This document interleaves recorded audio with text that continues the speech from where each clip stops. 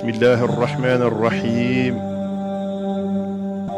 وصلى الله على سيدنا ومولانا محمد سيد الأولين والآخرين الحمد لله الذي هدانا لهذا وما كنا لنهتدي لولا أن هدانا الله. Par le nom d'Allah, le tout miséricordieux, le très miséricordieux, nous attestons qu'il n'y a de divinité qu'Allah, le seul et sans associé, qui se singularise par l'immensité de son royaume, la puissance de sa prééminence et par la grandeur de sa majesté.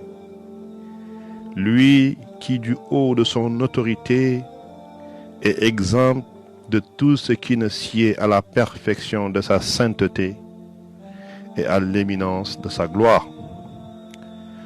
Nous attestons que notre maître Muhammad, paix et salut sur lui, est le serviteur de Dieu, son envoyé est l'imam de la présence de sa toute-puissance. Que la paix et les bénédictions gracieuses et bénéfiques provenant du royaume céleste continuent à se déverser dans l'incommensurabilité de la miséricorde d'Allah sur lui, sa famille et ses nobles compagnons. Chers auditeurs de Radio Nour, bonjour. Chers frères et sœurs dans la foi, assalamu alaikum wa rahmatullahi ta'ala wa barakatuhu. Nous remercions Allah qui nous a fait grâce et nous a facilité cette retrouvaille aujourd'hui dans le cadre du second numéro de notre émission L'Islam au quotidien. Pour faire suite à la première émission qui avait trait à ce qu'on appelait l'introduction à la dimension sociale de notre religion d'islam, et qu'aujourd'hui nous allons dans le prolongement de ce thème traiter du thème ô combien important de asbabu l'ittimami bisuluki l'ittima'i fil islam. Autrement dit, quelles sont les raisons qui obligent le musulman à s'intéresser au comportement social en islam? En d'autres termes, quelles sont les raisons et les bases coraniques et prophétiques qui doivent pousser le musulman à une conscientisation sur sa responsabilité individuelle dans la prise en compte de toutes les dimensions d'ordre social que l'islam lui offre. Chers frères et sœurs dans la foi, nous pouvons dire que l'homme doit s'intéresser à ces aspects sociaux qui rythment la vie quotidienne de l'homme, du fait que l'homme vit en société. Et que, comme nous l'avions dit lors de l'émission précédente, ce qui caractérise fondamentalement notre religion, c'est que c'est une religion où l'homme agit dans une sphère double. Une sphère individuelle dans sa relation directe avec Allah subhanahu wa ta'ala, son Seigneur, et par-delà, une sphère relationnelle qui le lie à la société à partir de la cellule familiale jusqu'à la société qui l'accueille. Nous aborderons aujourd'hui donc l'épineux thème de quelles sont les raisons qui doivent motiver le musulman à se rapprocher et à s'intéresser aux aspects sociaux de l'islam. Chers frères et sœurs dans la foi, tout individu dans cette vie terrestre, nous ne restons pas dans le carcan du musulman, mais tout individu, tout homme, dans cette vie terrestre, aspire à un cadre de vie adéquat, qui est articulé autour de certains paramètres, comme le bonheur, la richesse, un environnement et une nature sain ou saine, ponctuée d'une sécurité et d'une quiétude, d'une sérénité. Chers frères et sœurs, en islam, nous évoquons ce cadre contextuel parce que nous voyons aujourd'hui que la vie de nous autres qui sommes dans les sociétés humaines de manière générale, en Afrique de manière particulière, nous sommes frappés de plein fouet par des pathologies qui sont devenues généralisées. Les AVC, que Dieu nous en garde, les maladies liées à l'hypertension artérielle, le diabète. Et quand nous faisons la somme de toutes ces pathologies qui sont véritablement généralisées, nous avons aujourd'hui des statistiques qui affolent. Mais ils sont liés à un paramètre que nous appelons le stress. Pourtant, si nous nous fions à notre société traditionnelle d'avant, nos arrière-grands-pères, nos grands-parents, ils ne connaissaient pas ces problèmes ou ces soucis. Parce qu'ils étaient dans un cadre de vie où le bonheur résidait, où le bonheur était basé sur des éléments qui sont différents de ce que nous, aujourd'hui, nous considérons comme les clés du bonheur.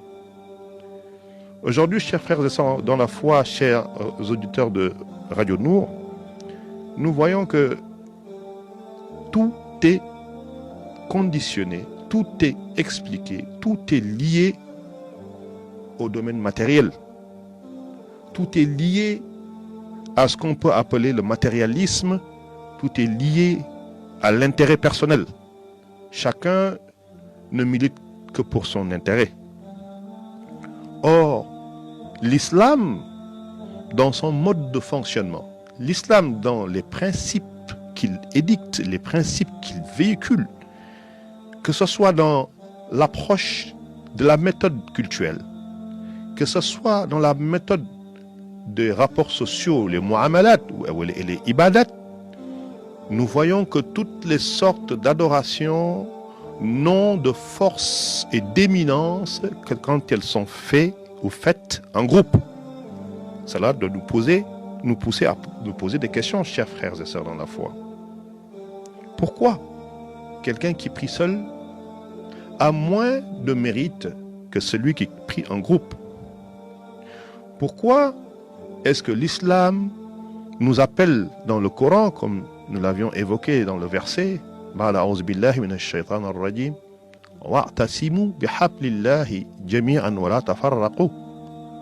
cramponnez-vous collectivement, ensemble, sur la corde d'Allah et ne vous dispersez pas.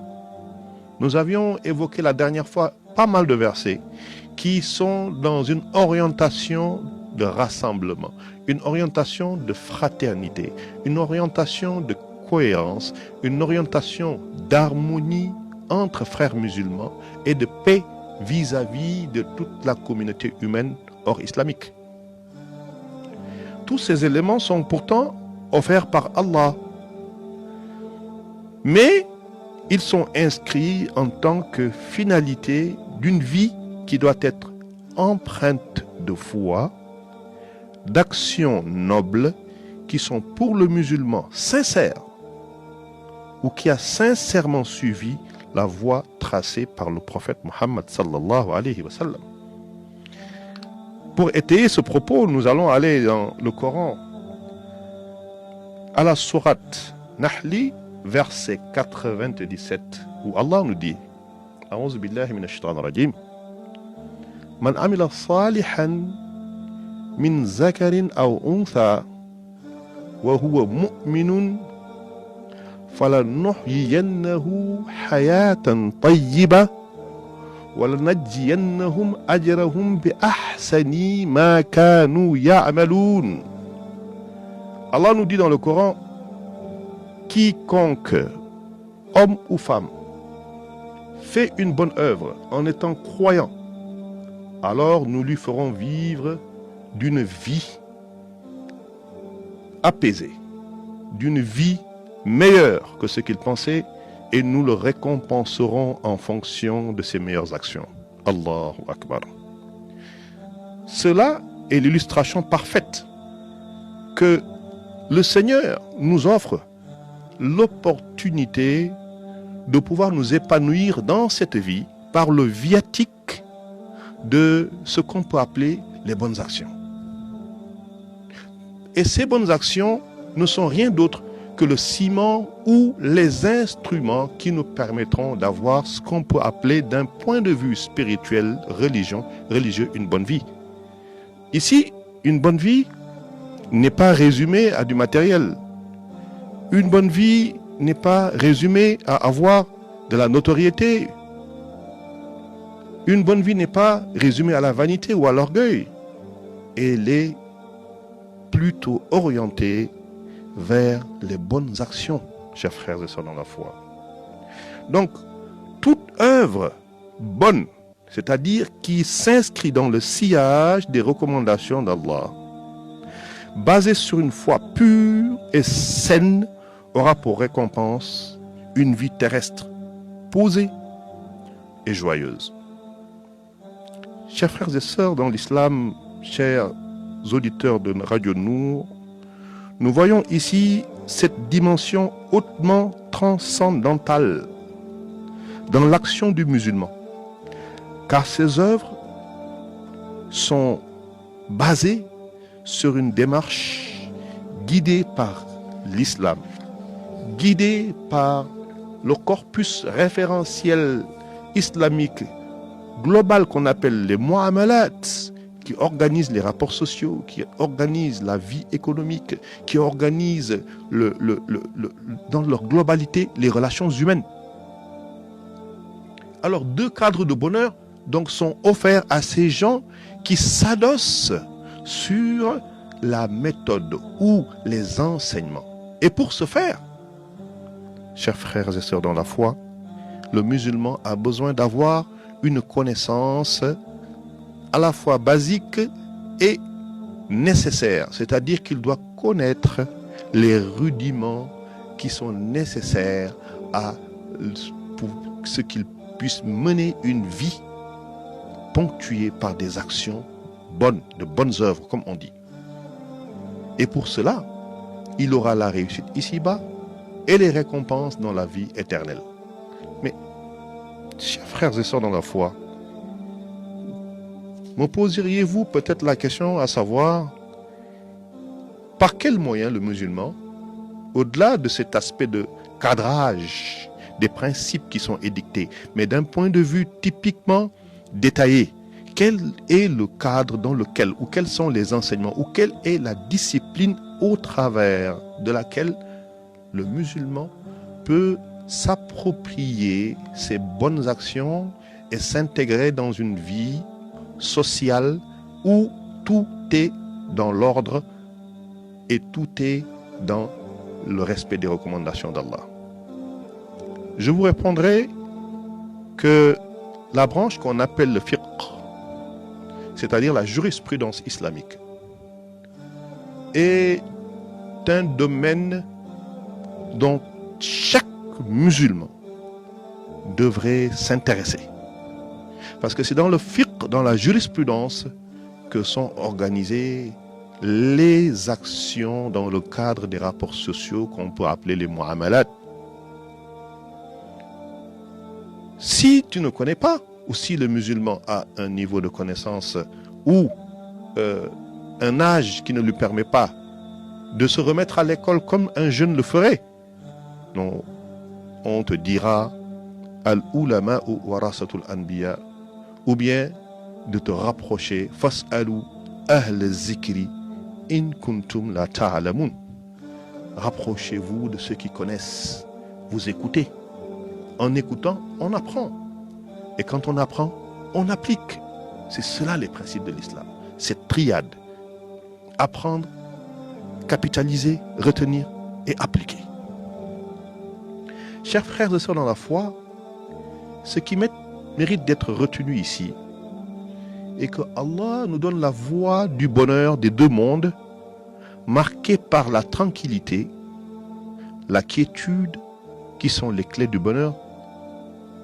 Mais cela est régi par l'islam dans le sens de la définition du cadre social, où chaque acteur remplit ses devoirs en respectant les droits de ses semblables, à partir de la cellule familiale jusqu'au cadre social global, professionnel, etc.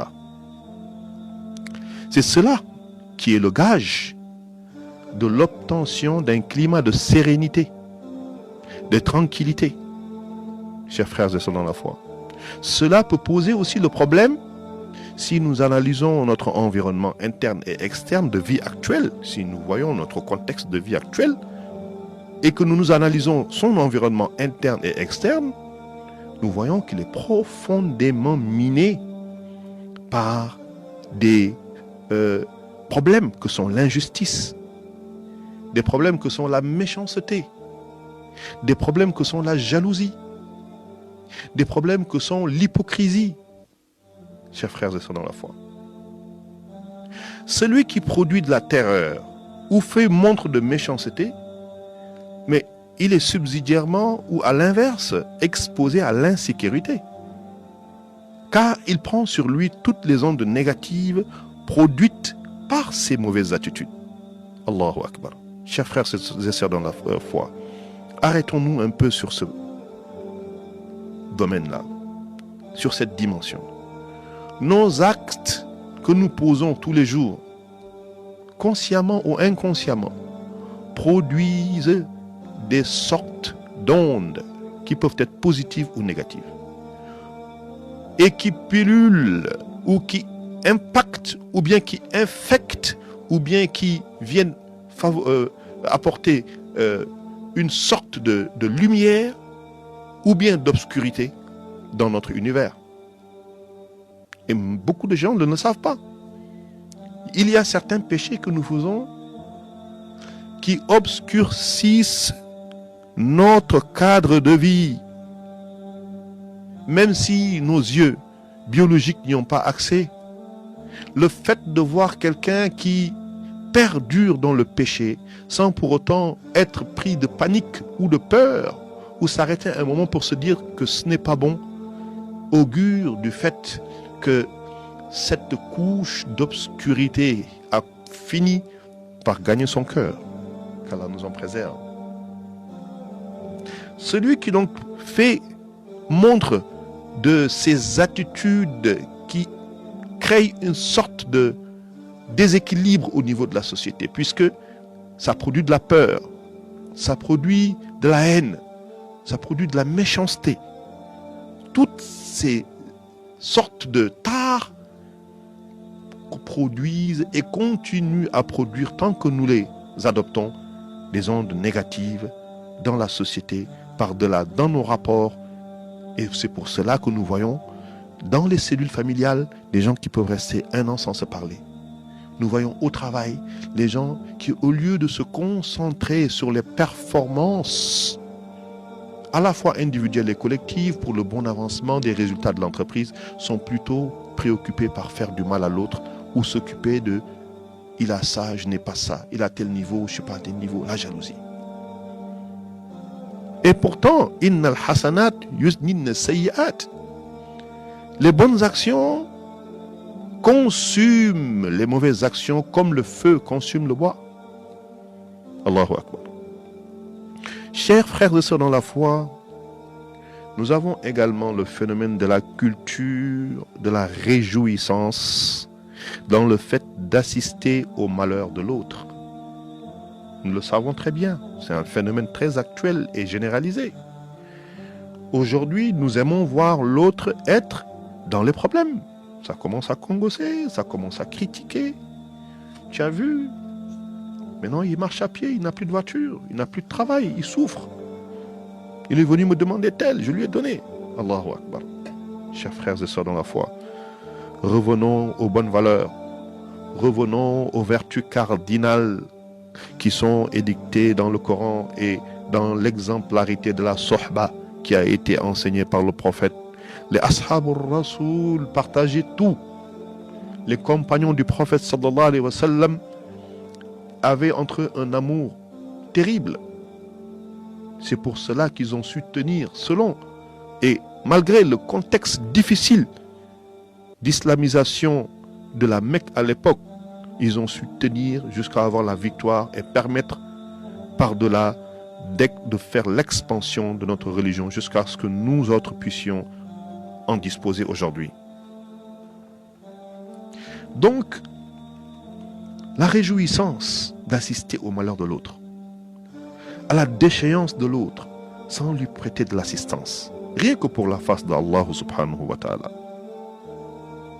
Chers frères et sœurs dans la foi, ce type de personne est également exclu de la miséricorde divine.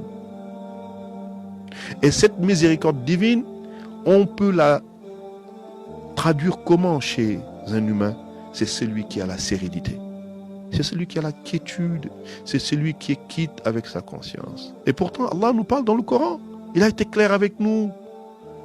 Il nous dit, Ba'du a'udhu billahi minash shaitanir rajim, Man amila salihan fali nafsihi, wa man asa'a fa'aliha, thumma ila rabbikum turja'un, sadaqallahu al-azim. Celui qui fait une œuvre pieuse, une bonne œuvre, l'aura fait que pour lui-même. Celui qui fera le contraire de cette œuvre pieuse ou de cette bonne œuvre, se le fait à lui-même. Allahu Akbar. Alors, chers frères et sœurs dans la foi, quelles sont les solutions qui peuvent être envisagées? La solution, c'est l'islam. Car cette solution islamique traverse le temps, transcende les clivages et les différences. Et c'est ce qu'on va appeler Al-Hayatul Islamiyya, le mode de vie tel que enseigné par Muhammadur Rasulullah sallallahu alayhi wa sallam.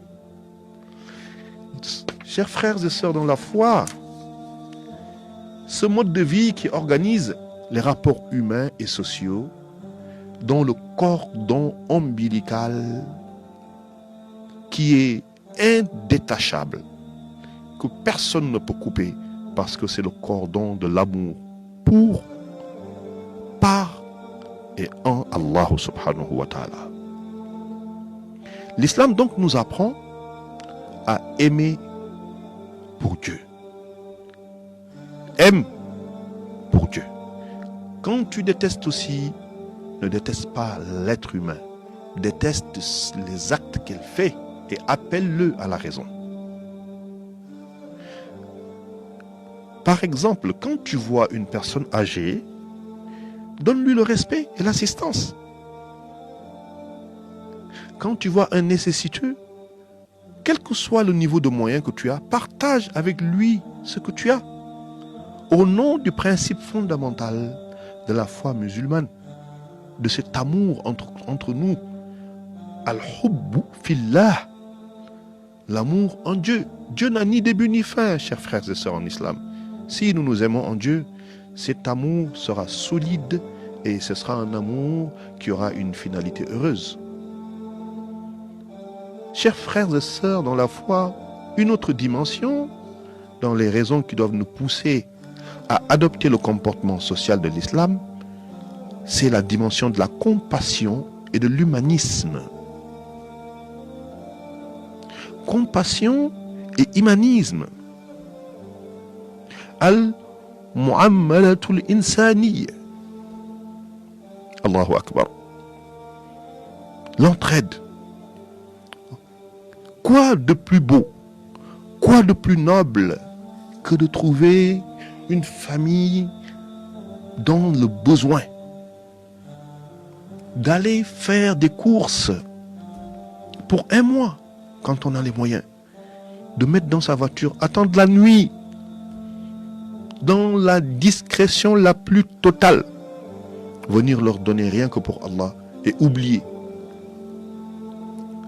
J'ai souvenance d'avoir entendu un savant dire que toute œuvre pieuse et bonne, qui va peut-être dans le sens de l'entraide, que l'homme a pu effectuer dans sa vie, si au bout de plusieurs années, il revoit la personne qu'il avait aidée et que cette dernière lui dise, tu te rappelles, tu m'avais apporté telle aide pour telle chose, et que lui, il soit étonné parce qu'il a oublié qu'il l'avait fait. Il dit, ce type d'action-là, le fait de l'avoir oublié est le signe qu'elle a été acceptée par le Seigneur, et toute œuvre qui est acceptée par le Seigneur montre dans les cieux et est consignée dans les registres. Allahu Akbar, qu'Allah nous le facilite.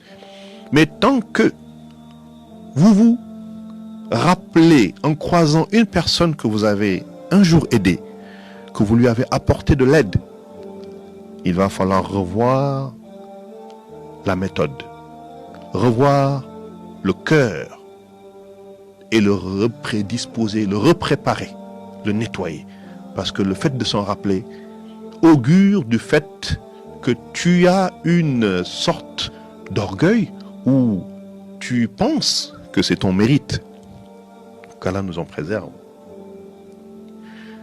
Alors, au-delà de cette compassion, nous avons aussi la capacité à avoir de l'équilibre, mais aussi être un refuge pour toute personne qui a besoin de support. Chers frères et sœurs dans la foi, soyons des supports entre nous. Le support ne signifie pas seulement le support financier. Le support psychologique, le support mental, le support familial, fraternel, au-delà de tout ce qui peut être clivage ou barrière ethnique, raciale, etc. Nous le faisons rien que pour l'amour d'Allah. Nous le faisons rien que pour le principe de Al-Hubbu Fillah. Alors, cet équilibre qui est traduit par le fait de se proposer comme étant une solution à la société, comme étant une alternative à ses semblables dans la société, par sa disponibilité, par sa capacité de s'entraider, par sa capacité de venir être capable d'avoir l'écoute attentive ou l'oreille attentive et de chercher des solutions. Je pense que si tous les musulmans s'inscrivent dans cette dynamique, Inch'Allah Ta'ala, la communauté islamique sera d'un apport hautement qualitatif en République gabonaise. Chers frères et sœurs dans la foi, nous voyons que il y a des arbres qui sont dans nos cellules familiales, qui datent de très longtemps. Ce sont nos arrière-parents qui l'ont mis, des gens même peut-être qu'on n'a pas connus. Mais, tel que nous avons notre mode de vie en Afrique, de manière générale, en période de chaleur, il arrive qu'on aille sous l'arbre, mettre les nattes, boire du lait, discuter en famille. Parce que cet arbre nous offre de l'ombre et de la fraîcheur. Allahu Akbar. Chers frères et sœurs dans la foi, soyons des arbres qui produisent de l'ombre pour les frères et sœurs que nous sommes entre nous. Car le fait d'aller se réfugier sous cet arbre et l'ombre qu'il nous donne constitue une sorte de refuge. Alors, cette métaphore devrait nous aider, chacun d'entre nous, à se reconscientiser, à se remobiliser, à se dire, je dois aussi tout faire pour être utile à la société, pour être un refuge, être une ombre pour certains de mes frères et sœurs qui sont frappés par les radiations ultraviolettes des difficultés de la vie. Et cette compassion doit être aussi appliquée aussi bien à la faune et à la flore, que ce soit les plantes, les animaux, la nature, tout cela est pris en compte par l'islam. Chers frères et sœurs dans la foi, cela nous montre dans la problématique du déséquilibre social au sein de notre communauté qu'il y a un problème qui réside plutôt dans le non-respect des principes de notre religion. Parce que tout ce que nous venons de citer, aussi minimes soient-ils, sont des principes fondamentalement caractérisés ou qui caractérisent notre religion. Donc, le fait de ne pas connaître sa religion, de savoir quels sont les mobiles, quelles sont les raisons qui doivent te pousser à te demander comment est-ce que l'islam me recommande de me comporter dans la société. Cela peut être un problème. Alors que l'islam doit être le chemin de vie au quotidien. Tout ce que nous faisons, comme le dit le Kitab al-Ahdari, أن يفعل فعلا حتى يعلم حكم الله فيه حتى يعلم حكم الله فيه. Le musulman ne doit faire rien dans les 24 heures de vie, pendant qu'il est en activité, il ne dort pas. Il ne doit rien faire sans connaître chaque acte, quel est le principe qui a été édicté par l'islam. Qu'est-ce que l'islam lui a décidé dans cette chose? Qu'est-ce qui est permis? Qu'est-ce qui est interdit? Allahu Akbar. Chers frères et sœurs dans la foi, les musulmans qui eux pratiquent, mais cette pratique est dénuée de savoir, une pratique comme j'ai l'habitude de dire robotisée, qui n'est pas basée sur une connaissance intrinsèque même des textes, cette capacité à prendre ce qui doit pouvoir aider à arranger sa vie, à donner du sens à sa vie, de la quiétude, de la confiance, du bonheur dans sa vie. Les actes dont Allah nous parle dans le verset dont on a parlé tout à l'heure, qui sont des actes de bien et pour lesquels des récompenses seront données pour les deux mondes. Ceux qui ne sont pas dans cette démarche-là constituent un véritable problème. Il nous faut donc revenir à une pratique pure et authentique de l'islam. C'est essentiel, c'est urgent, et nous devons, nous autres prédicateurs, faire ce rappel dans la permanence. Nous devons tout le temps le rappeler. Parce que ça pourra, comme on dit, représenter pédagogiquement une source de déclic pour tout un chacun à revenir dans les fondamentaux de notre religion. Cela donc est devenu une priorité pour protéger les musulmans soucieux de garder leurs valeurs, qui sont sous la menace de ces mots dont on a parlé. Et pour cela, il nous faut une sorte de veille spirituelle, une veille religieuse et adorative pour restaurer l'intégrité de cette grande bâtisse qu'est l'islam, afin de garantir dans l'équilibre des droits et des devoirs sociaux l'intégration de tout un chacun, la sérénité de tout un chacun, la paix, la confiance de tout un chacun dans la vie sociale. Pour aider notre propos toujours, nous revenons au Coran, Surat Ra'd, verset 11. Allah nous dit, Ba'ada'udhu billahi minash shaitanir rajim, Inna Allah la yughayyiru ma biqawmin hatta yughayyiru ma bi'anfusihim. Allahu Akbar. Allah nous dit qu'il ne modifie pas l'état d'un peuple tant que les individus qui composent ce peuple ne changent pas leur comportement. Nous avons pour habitude de dire que quand tu viens dans une demeure familiale, une cellule familiale, le comportement que tu trouveras au travers des membres de cette famille n'est rien d'autre que l'image du père de famille. Qu'Allah nous donne le bon comportement, chers frères et sœurs dans la foi. Il nous faut donc accepter de réformer nos comportements individuels. Responsabilité individuelle. Responsabilité individuelle. L'islam.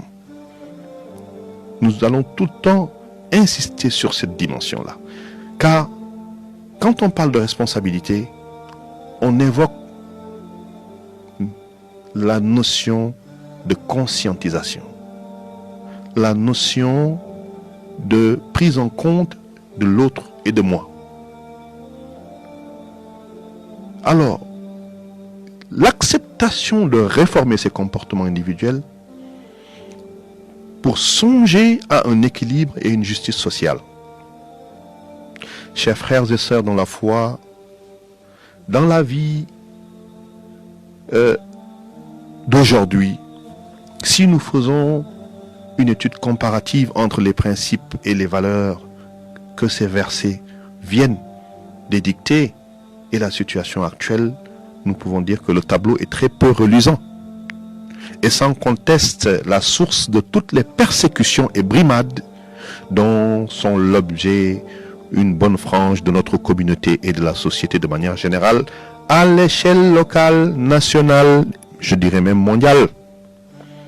Il nous faut, chers frères et sœurs dans la foi, chers auditeurs de Radio Nour, nécessairement une introspection de l'intérieur pour être plus fort à l'extérieur.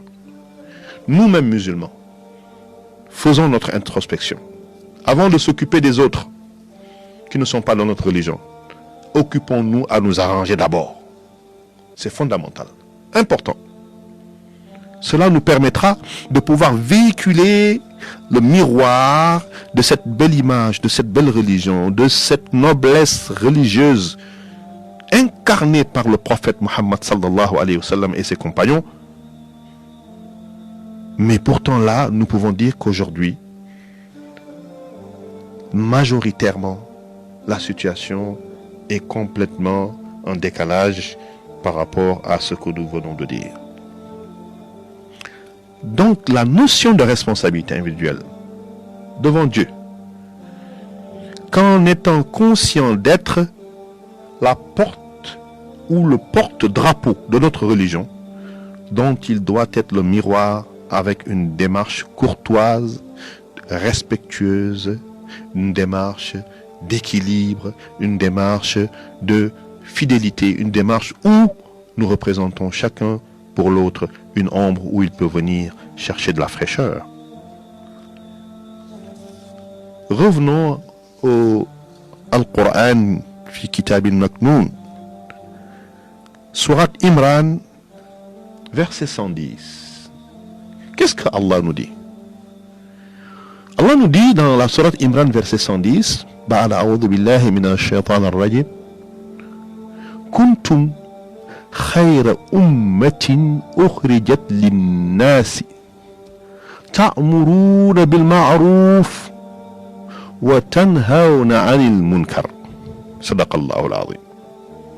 Allah nous dit, et quand on va traduire ce verset, on verra le paradoxe de ce que Allah a dressé comme étant véritablement la communauté musulmane et ce que nous aujourd'hui, si nous sommes sincères avec nous-mêmes, ce que nous représentons. Pas tout le monde, mais dans une large majorité. Il dit, vous êtes la meilleure communauté qu'on ait fait surgir pour les hommes. Pourquoi le sommes-nous? Allah nous dit, vous ordonnez le convenable, interdisez le blâmable et vous croyez en Allah.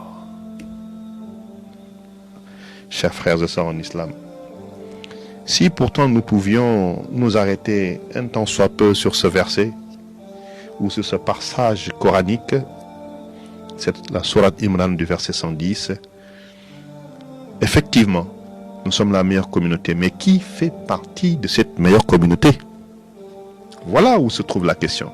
Et voilà où se situe l'intérêt d'évoquer les raisons pour le musulman d'aller dans l'apprentissage des normes, dans les mu'amalat qui lui permettront d'être dans la vie sociale, l'équilibre social, d'être une ombre de source de bonheur et de quiétude pour les autres, comme nous l'avons dit précédemment. Alors le respect des droits et des devoirs de tout un chacun, certes, mais basé sur une crainte révérentielle. Il l'a bien dit. Il a bien dit dans le Coran, Innamal mu'minuna ikhwatu fa aslihu bayna akhwaykum mais wattaqullaha.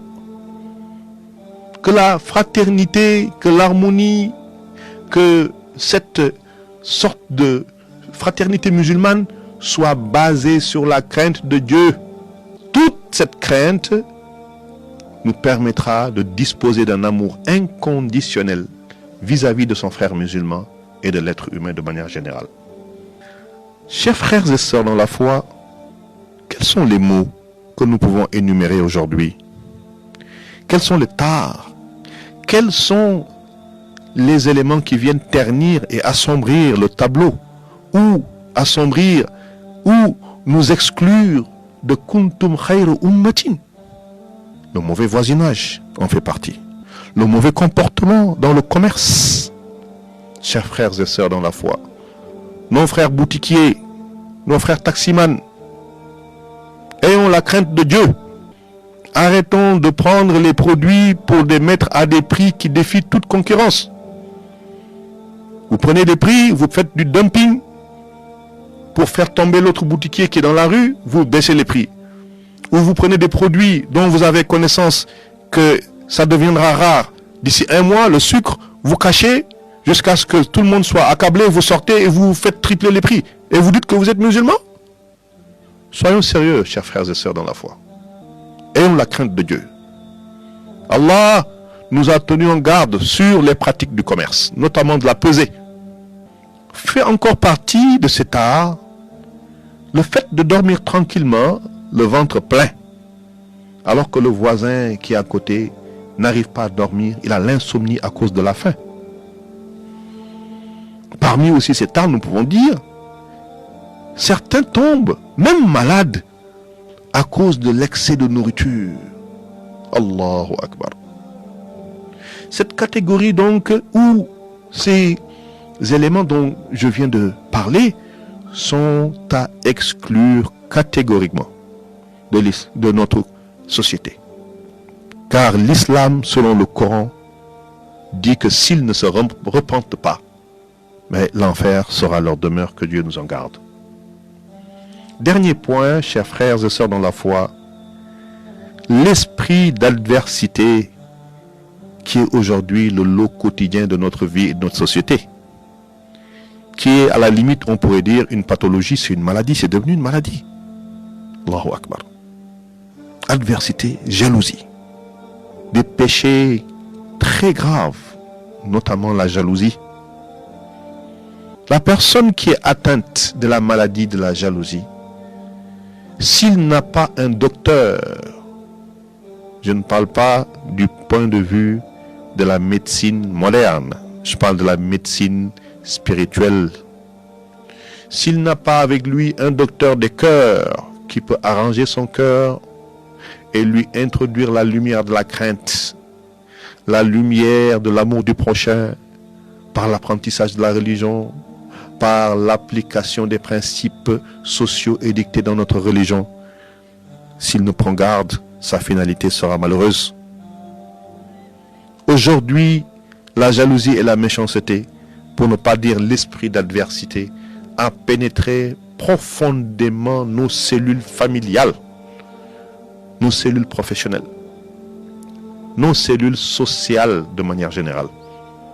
Chers frères et sœurs dans la foi, en guise de conclusion, chers frères et sœurs dans la foi, chers auditeurs de Radio Nour, nous pouvons dire que toutes ces problématiques qui ont été énoncées au cours de cette émission trouvent leur solution dans l'islam et ses principes. Malgré le fait qu'aujourd'hui, l'accès à la documentation et aux prêches islamiques est devenu facile avec les nouvelles technologies de l'information et de la communication, avec l'Internet, il y a aussi urgence que les gens ou les musulmans se rapprochent des connaisseurs pour apprendre la jurisprudence islamique, bien prendre en compte les principes de vie collective, vie individuelle, afin que l'on puisse construire des modèles qui vont s'inscrire dans le legs du prophète Mohammed et être des citoyens utiles à la société et à leur pays. Ainsi prend fin notre deuxième numéro de l'Islam au quotidien. Nous profitons de l'occasion pour remercier l'équipe technique, M. Dibril et M. Joris, pour l'excellent travail qu'ils font de nous faciliter de pouvoir transmettre le message divin et prophétique. Tout ce que nous avons pu dire, qui a pu sembler de correct et de conforme, n'est rien d'autre que l'œuvre du Seigneur. Tout ce qui a pu être peut-être tronqué, sachez que l'œuvre humaine est perfectible et nous ne sommes que des humains. Nous prions Allah, par la baraka du prophète et de la kalima la ilaha illallah, qu'il fasse de nous des musulmans modèles, épris de solidarité, d'amour du prochain et d'utilité à la société. Wa ma zalika ala Allah bi aziz. Wassalamu alaikum wa rahmatullahi ta'ala wa barakatuhu.